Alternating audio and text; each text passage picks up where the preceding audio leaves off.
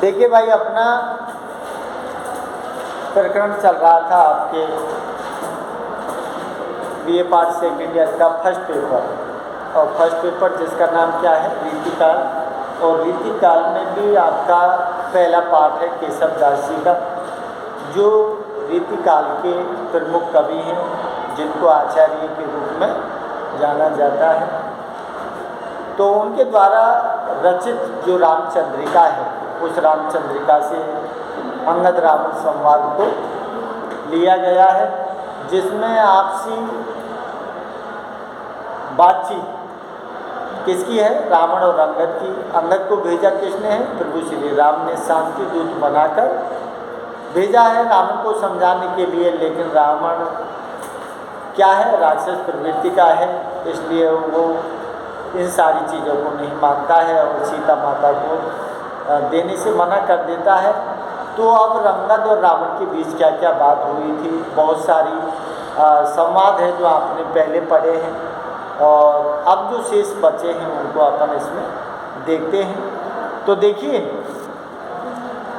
कल जो हुआ था अपना, कल आपने पढ़े थे चार पढ़े थे, जिसमें आपने पहला पढ़ा था, जिसमें उसने दिया था कि रावण ने क्या कहा था अंगद से कहा था कि, शॉर्ट में बता रहा हूँ जो चार पढ़े हैं आपने, उसमें क्या रावण ने क्या कहा था कि दासी कौन है उसकी, मृत्यु।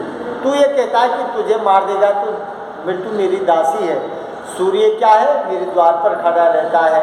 चंद्रमा छत्र लेकर मेरी छाया करता है, और सुग्रीव मेरा क्या कर पाएगा।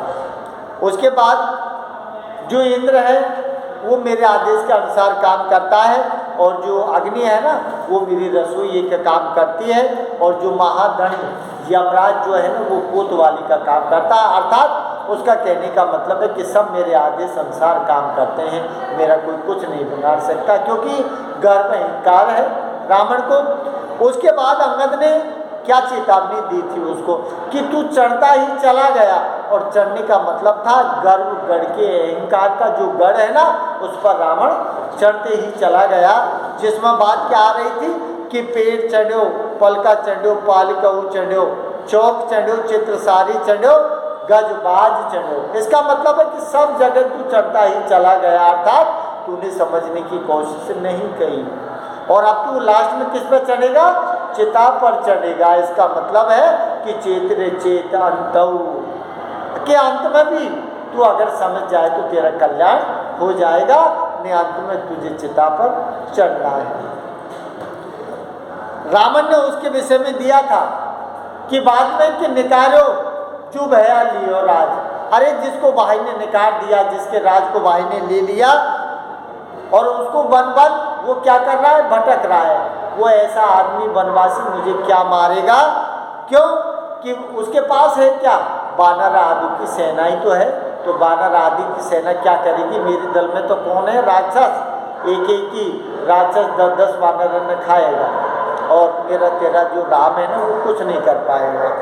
और लास्ट में फिर अंगद ने चेतावनी दी थी, जो लास्ट में आपने पढ़ा था कि हाथी न साथी न घोड़े न चेरे, गांव ठाव बिलेहा। इसका मतलब कि तेरे साथ कुछ नहीं जाएगा, न हाथी न घोड़े न चेरे, चेरे का मतलब दास, सेवक सेविकाएं, न गज न बाज, और क्या दिया है, और न पत्नी न सुत, कोई भी तेरे साथ नहीं जाएगा। तू ये सोच रहा है कि ये सब मेरे हैं, अंतकाल ये सारे लोग तुझे तज देंगे और तुझे छोड़ देंगे। इसीलिए क्या दिया था, चेत रे चेत अजो चित अंतर। इसलिए तू ज्ञान कर ले, समझ ले, सोच ले कि आप भी प्रभु श्री राम का भजन स्मरण कर ले तो तेरा उद्धार हो जाएगा। यहाँ तक अपनी बात हो गई थी, लेकिन फिर भी नहीं समझा। फिर अंगद ने जो बात बताई है उसके बाद रावण क्या बोला है, तो देखिए क्या कहता है रावण अंगद से अपने प्रभु श्री राम के विषय में, जिसमें दिया है डरेगा विप्र अनाथ जो भाजे। अरे तेरा प्रभु श्री राम है ना वो क्या है, डरपोक है। क्या दिया है, डरे गाय। अरे वो तो गायों से भी डरता है, क्योंकि अरे प्रभु श्री राम तो करुणा के सागर है, दया है, और जिस आदमी के अंदर दया होगी वो क्या करेगा, हत्या से डर पेगा। तो लेकिन राक्षसों का काम नहीं है डरना, वो तो आदमी को मार दें, जानवर को मार दें। तो यहाँ क्या दिया, डरे गाय। अरे तेरा जो प्रभु है ना वो गाय से डरता है। और क्या दिया, विप्रे, विप्रे का मतलब है ब्राह्मण। अरे वो गाय और ब्राह्मणों से डरता है तेरा प्रभु राम, तो मुझे क्या मारेगा। और आगे क्या दिया, अनाथ है जो भागे, और अब अनाथ की तरह वो जंगल में दर दर ठोकर खा रहा है। तो अनाथ है वो, कोई नहीं है उसके साथ। और जो गाय और जो ब्राह्मणों से डरता है, अनाथ की तरह दर दर ठोकर खा रहा है जंगल में, वो मुझे क्या मारेगा। रावण कहता है अंगद से, क्या कहता है, परद्रव छोड़े, छोड़े परद्रव। परद्रव का मतलब है दूसरे के धन को हाथ नहीं लगाता है। अरे हम राक्षस और जो दुष्ट आदमी है ना वो दूसरे के धन पर जल्दी हड़पता है। लेकिन यहाँ क्या दिया, परद्रव छोड़े। अरे जो परद्रव है इसका मतलब दूसरे का धन है ना, वो उसको हड़प नहीं सकता। इसका मतलब तेरा ईमानदार है वो पर स्त्री लाजे, और दूसरी की स्त्री के बारे में देखना और उसके बारे में बुरे विचार सोचना और उसकी बेइज्जती करना, वो नहीं कर सकता तेरा प्रभु का। तो वो फिर ऐसा आदमी जो दूसरे की स्थिति को देखकर जो शर्मिंदगी महसूस करे और दूसरे के द्रव्य को हाथों में आया छोड़ दे, जो गाय और ब्राह्मण से डरता है और अनाथों की तरह घूमता है ना, वो मेरा कुछ नहीं बिगाड़ सकता, ये कहता है। आगे क्या दिया, परद्रोह जासो ने होवे रति। और परद्रोह, परद्रोह का मतलब है दूसरों से दुश्मनदाई होना। परद्रोह कि दूसरे से विद्रोह करना। जासे न होवे रति, रति का मतलब है थोड़ा बहुत भी।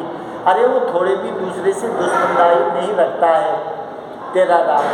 परद्रोही क्या दिया, परद्रोह इसका मतलब है कि दूसरा जो आदमी है ना उसके साथ लड़ाई झगड़ा नहीं रखता है। ये तो हमारा काम है राक्षसों का, इसलिए हम नहीं डरते हैं। तेरा नाम के बस की बात नहीं है। न होवे रति को सो कैसे लड़े वेश केने जति को। अरे अब तो उसने जति का वेश धारण कर रखा है, अर्थात परमात्मा परमेश्वर का रूप धारण कर रखा है। तो तू ही बता कि तेरे प्रभु श्री राम में से कैसे लड़ेंगे युद्ध। क्या दिया है, सो कैसे लड़े। अब बता तू कैसे लड़ेगा तेरा प्रभु श्री राम, क्योंकि उसने तो वेश जति तपस्वियों का कर रखा है, अर्थात मेरे बराबरी नहीं कर सकता है। रावण अंगद को समझाता है। अब अपनी बढ़ाई के लिए क्या दोहा बोल रहा है, अपनी खाने पा रहे हैं, मैंने परमिशन ले लिया सर से, हमको लेकर है ना बेटा, और साथ नीचे बैठे नीचे बोल दिया तो। अब देखिए दोहा क्या बोलता है, रावण अपनी बढ़ाई अहंकार गमन की बात कर रहा है। और वो क्या बोल रहा है कि गेंद करो मैं खेल को, हर गिरि केशोदास, शीश चढ़ाए आपने कमल समान साहस। अंगद से बोल रहा है रावण, क्या बोला, गेंद करो मैं खेल को। अरे तू बात कर रहा है ना कि मैं कैसा बलवान हूँ, तो मैं सुन ले कैसा बलवान हूँ। रावण बोल रहा है अंगद से कि खेल करो मैं खेल को, गेंद को। अरे गेंद करो मैं खेल को, कि जिस तरह से गेंद होती है ना, जिस तरह से गेंद का खेल खेलते हैं और गेंद को हल्के हाथ से उठा के उसको फेंक देते हैं ना, ऐसे मैंने क्या कर लिया, हर गिरी केशो दास। केशोदास, केशोदास का मतलब है केशव दास बोलता है कि रावण क्या बोलता है, हर गिरी, हर माने शंकर, गिरी माने पर्वत। अरे मैंने शंकर के पर्वत को क्या कर दिया, एक गेंद की भांति उठाकर मेरे सिर पर रख लिया मैंने। तू मुझे कंबलशाली समझता है क्या। किससे कहता है, अंगद से कहता है कि गेंद करो मैं खेल को। इसका मतलब कि हर गिरी का मतलब है शिव शंभु शंकर जिस कैलाश पर्वत पर रहते हैं ना, उस कैलाश पर्वत को मैंने खेल खेल में गेंद की भांति उठा लिया। शीश चढ़ाए आपने, और मैंने क्या कर दिया, क्योंकि मैं किसका भक्त हूँ, शिव शंकर का। रावण किसका भक्त था? शिव शंकर का। तो शीश चढ़ाए आपने कमल समान साहस। अरे इतना साहस है मुझ में, मैंने कमल के समान, कमल नहीं कमल के समान मैंने शीश को काट काट कर प्रभु शिव शंकर के चरणों में अर्पित कर दिया। तो मेरे से बड़ा थोड़ी है तेरा प्रभु श्री राम। तेरे प्रभु श्री राम ने किए हैं क्या ऐसे काम? इस तरह से अंगद से सवाल जवाब करता है। अब देखिए, अब अंगद को गुस्सा आता है और फिर अंगद उसको क्या जवाब देता है, उसको क्या कहता है? जैसा तुम कहते उठाओ एक हर गिरी, ऐसे कोट कपिन के बालक उठावई। वाह भाई वाह, क्या बोला है अंगद ने, वाह। बोल रावण अपने मोह, अपन कहते हैं ना कि अपने मोह मिट्ठू बनना, अपनी कल्पना अपनी बड़ाई खुद करना। तो बोल तू तो अपने मोह मियाँ मिट्ठू बन रहा है, अपनी बड़ाई अपनी कर रहा है, कोई है नहीं सुनने वाला, और मैं इस बात को मानने वाला नहीं हूँ कि तूने ऐसा कर दिया। तो अंगद क्या कहता है कि जैसो तुम कहते उठाओ ये हर गिर। अरे रावण सुन हमारी बात। अंगद कहता है जैसो तुम कहते, अरे जैसा तू कह रहा है कि मैंने शिव शंकर की कैलाश पर्वत को उठा लिया, गेंद गेंद की भांति उसको अधर कर दिया, है ना। तो क्या दिया कि जैसे तुम कहते उठाया हो एक हर गिर। अरे तैने तो एक हर गिर उठाया है, अर्थात कैलाश पर्वत एक कोई तो उठाया है। यहाँ क्या दिया है नीचे, ऐसे कोट कपिनो, जैसे तैने कैलाश पर्वत उठाया है ना, ऐसे कोटि, कोटि का मतलब है करोड़ों पर्वत। तैने तो एक ही तो उठाया और एक को उठा लियो, भाई के बाद तू बढ़ाई कर रहा हो तेरी। तो हमने क्या दिया है, ऐसे कोट कि इतने तो करोड़ों, तैने जैसे एक हरगिर को उठाया है ना, इतने करोड़ों पर्वतों को तो कौन उठा दिए? कपिन के बालक। कपिन, कपिन माने बंदरों के जो छोटे छोटे बच्चे हैं ना, उन्होंने उन पर्वतों को तो आधार कर दिया। तू तेरी बात कर रहा हो, एक ही तो उठाया तैने, हैं भाई, तैने एक ही तो उठाया है हरगिर को। यहाँ तो जो बंदर के बच्चे हैं ना, बंदर छोड़, हनुमान जी ने तो जान की थे पर्वत उठा उठा पटक दिए, तो वह तो छोड़ तू, लेकिन कपिन के बालक, जो बंदरों के जो बच्चे हैं ना, खेल खेल में उन्होंने भी ऐसे तो बहुत सारे करोड़ों पर्वतों को उठा दिया। तू कोरपरा की कल्पना कर रहा है। तुरंत टेट फॉर टेट जैसे को तैसा जवाब दिया अंगद ने। लेकिन रावण हार मानने वाला नहीं है भाई, जवाब पे जवाब वो भी बराबर दे रहा है। क्या कहता है अब वो, क्या बोल रहा है कि काटे जो कहते शीश काटत गहनेरे घाट। और तू कह रहा है ना कि मैंने तो शीश कमल के समान अपनी शीश को चढ़ा दिया। तो सुन रावण कि काटे जो कहते शीश काटत गहनेरे घाट, तू जो काम करता है ना, ये तो जादूगर का काम है। हो सकता है कि तू जादू जानता हो, तेरी शीश को चढ़ा देता हो फिर दोबारा आ जाए। तो ऐसे तो मैंने बहुत देखे जादूगर। क्या दिया है इसमें, शीश काटत गहनेरे घाट। घाट, घाट का मतलब है कौन? जो जादूगर है ना, बहुत घनेरे, घनेरे का मतलब है बहुत जादूगर करते हैं ऐसा। हो सकता है कि तो उसमें जादू हो, मैं तो नहीं मानता इस बात को। भगत के खेल को सुबह पद पावई। अरे एक बात बता कि तू अपने आप को योद्धा मान रहा है क्या? मैं नहीं मानता तुझे योद्धा। क्या दिया? भगत के खेल को। भगत, भगत का मतलब है कबड्डी। भगत का खेल का मतलब है कबड्डी के खेल में खेल खेलते हैं, उसमें क्या करते हैं? कबड्डी कबड्डी कबड्डी करते हैं और सामने वाली जो पार्टी है उसको पीट कर, किसी के भी अगर छू लिया, स्पर्श कर लिया, लौट कर वो आ जाता है तो उससे क्या योद्धा बन जाता है क्या कोई? क्या दिया है इसमें? क्यों सुबट पद पावई। सुबट, सुबट का मतलब योद्धा, पद माने क्या दिया? सुबट पद पावई। अरे कबड्डी के खेल में अगर कोई अपोजिट पार्टी को पीट कर वापस आ जाता है ना, तो कोई भी उसको योद्धा नहीं कहता है। ऐसा ही काम तूने किया है, जैसे वो योद्धा है ना, ऐसे तू योद्धा है। अपने मौत से तू बड़ाई कर रहा है, मैं तो नहीं मानता इस बात को। क्या जीता है कि जीतो जो सुरेश रण साप ऋषि नारी, जीतो सुरेश रण। अरे अंगद कहता है कि तू ये कहता है कि मैंने इंद्र को जीत लिया, तो क्या दिया है? जीतो जो सुरेश रण। अरे तेने युद्ध के मैदान में किसको जीता? सुरेश, इंद्र को जीता। तो वो क्यों जीता? क्या दिया है आगे? साप ऋष नारी। अरे उस इंद्र को तो किसका श्राप लगा हुआ था? अहिल्या का, ऋषि पत्नी अहिल्या का श्राप लगा हुआ था, इसलिए इंद्र को रण में तूने हरा दिया, बाकी इंद्र भी तेरे से नहीं आता। और नीचे क्या दिया है? काम समझऊ हम दिज नाते समझाओ।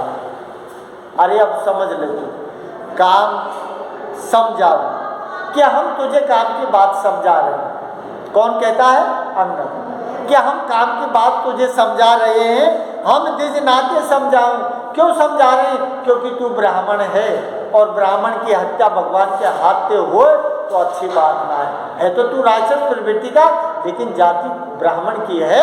तो क्या दिया है कि हम दिज नाते, हम, अंगद कहता है कि मैं दिज, दिज माने ब्राह्मण, नाते सब, अरे ब्राह्मण होने के नाते हम तुझसे ये बातों को समझा रहे हैं, समझ जा हमारी बात को। क्या दिया है? गयो राम पाँव सुख पाँव करे तपी तप। गयो, गयो राम पाँव, अरे तुम जाओ और फिर उसी राम के चरणों को पकड़ लो। गयो, गयो का मतलब होता है पकड़। गयो का मतलब क्या है? पकड़ना। गयो राम पाए, अरे तुम जाओ प्रभु श्री राम के चरणों को पकड़ लो, सुख पाए, सुख पाएगा, जीवन में आनंद हो जाएगा। करे तप तप, और उसके बाद तू आराम से तप साधना करना, भगवान का भजन करना, सीता जी को दे ही, और ऐसा कर सीता जी को दे दे प्रभु श्री राम को। अगर तू तेरा सुख चाहता है ना तो सीता जी को दे ही, सीता जी को दे दे। देव धुंध भी बजावे, देवता लोग भी तेरा क्या करेंगे? सत्कार करेंगे, फूलों की बरसात करेंगे और जय घोष करेंगे, जय जयकार करेंगे। और क्या दिया है?